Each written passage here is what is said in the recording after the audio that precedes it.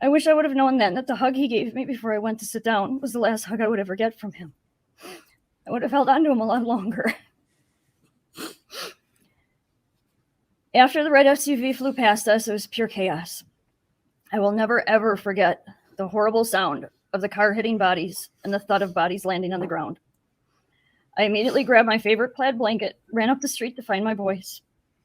What I found shook my world. I saw Jackson first in the arms of a police officer. He was running him to get him medical attention. My husband was right behind them and told me that Tucker had been struck also.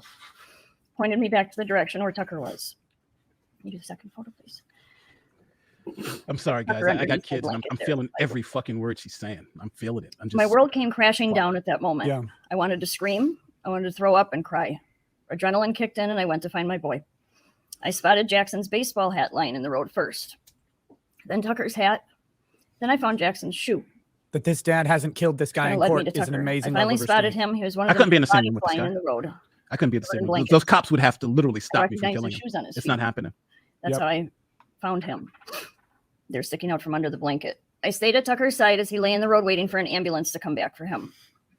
He was semi-conscious, but we couldn't move him without a backboard due to his head being injured. How can you not feel this? They had run out of backboards. Luckily, a nearby shop owner / hero dragged a door out of her shop to roll him onto so we could get him out of the cold and get him warm.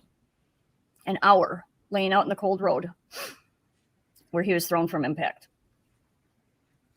You can go to the next photo, please. This is what we were facing next. Both boys had traumatic head and brain injuries. They both ended up in the ICU at Children's Hospital. Their rooms just a few doors down from one another. The next day, Tucker asked us about Jackson, if he was okay or was he worse than himself. Do you have any idea how gut-wrenching it is to have to explain your 12-year-old son that his little brother isn't going to make it? His injuries are too extensive for his little body to come back from, and that he won't be coming home with us ever again. Leaving him at the hospital was brutal. To see the confusion, frustration, and hurt on his face when he's standing over his little brother in his hospital room, taking in all the machines he was hooked up to. Tucker remembers everything up until the moment he was hit. He had actually turned around and saw the SUV coming towards them. He said Jackson was right next to him. He said he saw a few people get hit, and then he tried to run out of harm's way. He didn't make it. Being the protective big brother, Tucker blamed himself. He felt he should have tried to grab Jackson or done more to protect his little brother.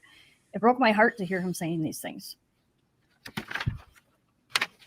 Tucker's physical injuries were also severe. He still struggles with memory issues and brain processing speed. The mental and emotional damage is severe. Survivor's guilt, PTSD, anxiety. He still gets headaches. His little brother was taken from him. He's suddenly an only child now. He misses his little brother and his playmate. Jackson brought out the silly in him, and life will never be the same without him. You can go to the next photo. Every holiday, special event, family function, vacation, there will always be an empty chair or space where Jackson should be. Jackson's absence is very prominent. Every day we face that vacancy, and it triggers sadness and trauma. Jackson's life was taken from him and taken from us. Life isn't the same without him, and it never will be. This morning, I should have spent the morning making him breakfast, taking him to school, hearing about his day later. Instead, I'm standing here in this courtroom, asking for justice for my boys. We came so close to losing both of them that day. I miss Jackson every second of every single day. I feel gutted and broken. It hurts to breathe sometimes. It hurts to live without him here. My mama's soul aches for him. I am emotionally and mentally exhausted. The pain I carry with me every day feels so heavy. Yet I have to push forward, still be there to help Tucker heal, and move forward with find our new normal.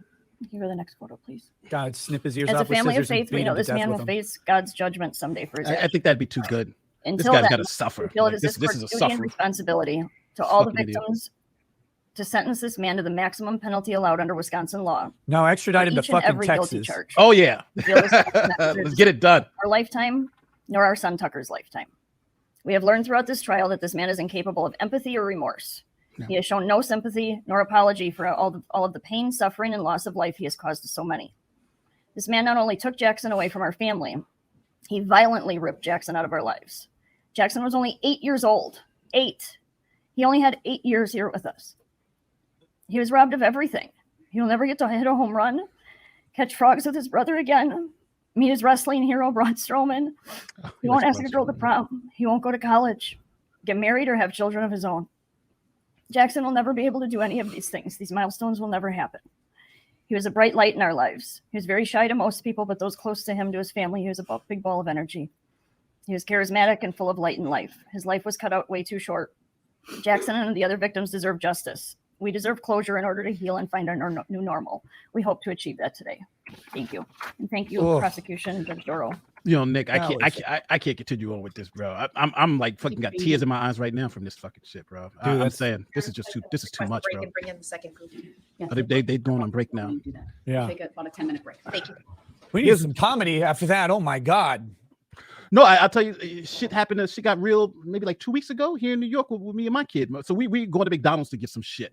And next thing you know, like, you know how motherfuckers you got the bums that want to still, they're using the bathroom, but they stay in the bathroom and do drugs, whatever. So that's next what thing I do, yeah. So these motherfuckers is beefing about the bathroom. You staying so long in the bathroom, I take a piss, whatever. Next thing you know, the guy comes out as a bum. They stay arguing and wrestling and shit like that. So next thing I know, the guy throws his bag over to the side. So me and my daughter, we online to get her a milkshake. So I'm like, all right, I'm gonna keep my eye on this just in case it goes too crazy. Next thing I know, so they start slapping each other. So the guy's like, yo, let me go to my bag. So he starts walking to his bag that he's thrown. So I walk over to the bag. So what the fuck you gonna do? And I said, listen, if you go touch the bag, I'm going to kill you. It's not even a game. So he's like, what the fuck you think? I said, listen, look at my eye because my eye is fucked up. I'm going to kill you because my kid is right here. And I don't know what the fuck you got in that bag, but you touch the bag, we got a problem. And it's not going to be you grab the bag and then we fight. We going right now. So you can go over there and argue with that motherfucker until we leave. But if you touch the fucking bag, I'm going to kill you. It's not even like that. And the guy who's crazy, who's acting all insane, guess what? He got real sane real quick. Real calm. And said, okay, sir, I don't want any problem with you. I don't want no problem with you. Because that is the way you got to do shit now.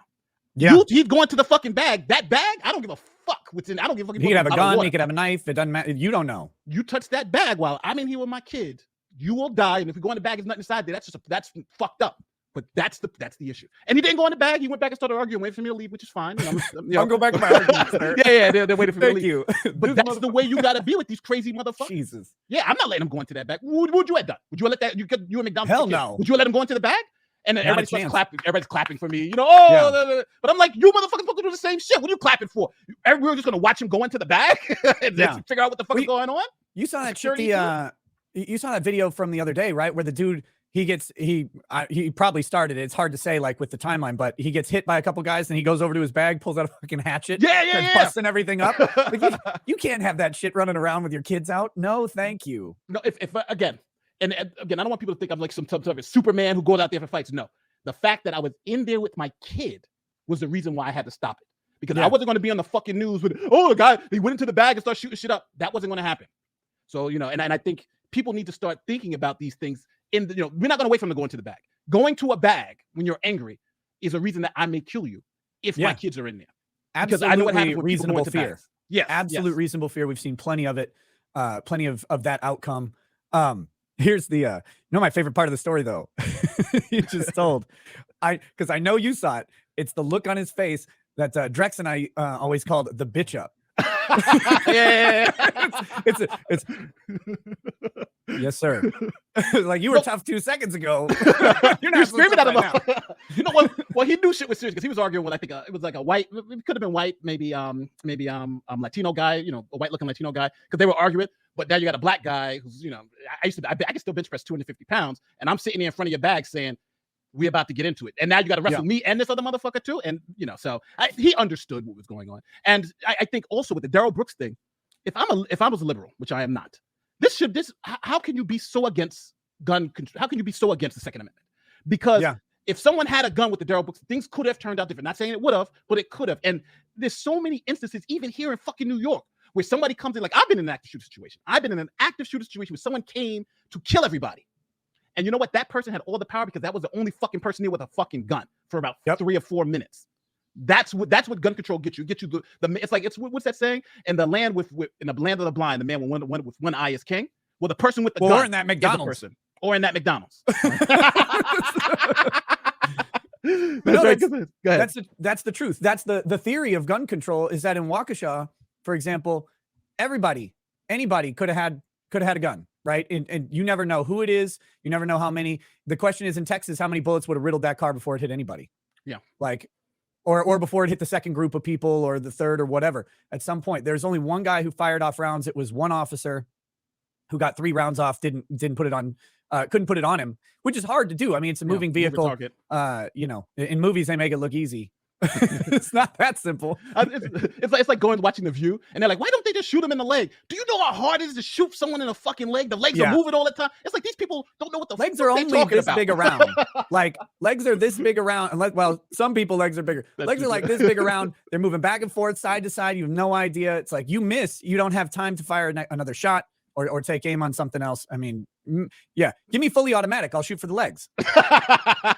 Yeah, but no, you can't have shooters fully automatic. Because it's insane. It's insane. But yeah, but I want to be able to protect myself because as we saw in Uvalde, even when you fucking call the cops, they're not doing nothing either. They're waiting outside the door while people's getting shot inside. Oh, we didn't know. Could you imagine being the parents who are trying to get past the cops at Uvalde and them holding you back? I mean, that's insane. I don't know what you do. Like, what are you supposed to do? I'm surprised there wasn't a Darrell Brooks moment through that police line. Like, get me to the door. Did you hear the audio of the fucking woman cop who said, "Oh, if my kids were in there, you know, I'd be inside there, but they told us all to stand out." Like, what the fuck are you talking about? You to stand down. What are you doing? What? That's the. It's like, you know, what do you have to do to tell me to stand down? No, thank you. Like, I can't speak. I'm not a cop. You were a cop. I feel like that stand down order, I feel like violating that when there's a school shooter. I just like, I feel like that's the one where you can go, yeah, no, like you can Bruce Willis that one. Oh, you're breaking up and then get through the door. What you do is you go in, right? You go in, especially when you're getting calls from kids inside the room saying we're still alive. He's still killing people. Help us. Yeah. At that point in time, there's no order. There's a training. And for everybody who understands, I've taken the active shooter training multiple times. Matter of fact, I actually have a video of when I was in law enforcement. I have our video of our training for active shooter. And the number one thing they say, if people are alive in the space, you automatically go in. You don't wait for backup. You go in. And the reason why you go in is because the shooter's mentality when they first go in, like, so let's say if I'm the first person on the scene, right? And I have no backup. It's just me. I'm in uniform and there's an active shooter. I don't wait for backup. I don't do this. You go and you go and you address the shooter. And the reason why is because the shooter is just looking for victims to kill. But if the shooter now gets fired coming back at him, it changes his mentality instantly from, hey, I'm here to, hey, escape. Because he doesn't know how many cops are there. He just knows he's getting return fire. So we can all be there. The one cop can be 20 cops. He doesn't know. So that forces them to stop trying to kill people and trying to get the fuck out of there to survive. That's why you always address the shooter. So in Uvalde, all this shit about we hold back with barricaded suspect, that's bullshit. Because as soon as you get the first call to say we got people alive in there, all that bullshit about negotiations and training that goes out the window. You breach, you go in, and you stop the threat. That's it. That's the training universally. Why are we treating active shooters like 1984 cop dramas with negotiations? Like, get the negotiator in. Like, throw the brick phone in. It's like, what are we doing? No. This is a different world we live in now. And I love what you said, how it breaks their mindset. Because one of the more interesting things that I've observed with school shooters is, or mass shooters as we kind of look at them, is one, there's the flight. They change to the flight mentality pretty quick. Yeah. But the other thing is when someone gets out of their massacre mode and they live through it, and we get to see them, they're not like perpetually in, I'm going to shoot a bunch of people mode. Sometimes all it takes is that break to get someone to, one, sometimes realize what they're doing, or two, just get out of that I'm here to shoot people mode at all. And then once they get out of it, they're not going back into it. It's like this weird vomiting of all of this stuff that they have, whatever's causing them to go kill somebody or kill all these people. I think that it's relatively true actually of a lot of murderers in general.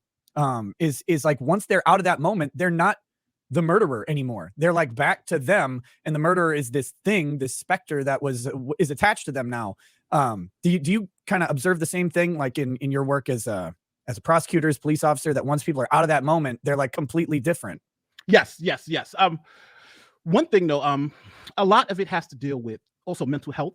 Right. And I want to point, like, all right, so the one that I was involved in, I call it the April 30th incident, because everything they're saying is true about your emotions, about what's it called? I'm forgetting it, but post-traumatic stress, all that stuff does happen. And in our situation, the person came to the school because the person in their diary said they wanted to kill as many people as possible, specifically law enforcement. Mm-hmm. That's what they said. And to your point, yes, when they were confronted by law enforcement, their whole mentality switched because they thought that they were going to be the only person there with the gun, but they weren't. we were there with guns too. And that's what kind of changed their whole mentality about, because it's like, how do I explain it? It's easy like to pick on someone who doesn't have any way to fight back, but then when you got the people who can fight back, yeah, now it, so I don't want to say like it turns them almost into cowards. Right? Yeah. I don't know how to explain it, but that's kind of what we were getting. And in our situation, as soon as the guy was confronted, as soon as we put the boys on him, boom, all right, drop the gun, because he had a hostage, drop the gun, drop the hostage, and he's looking at the barrel of 3 or 4 guns pointed at him, and he gave it up. He said, okay, I'll drop it down, and the rest is history. So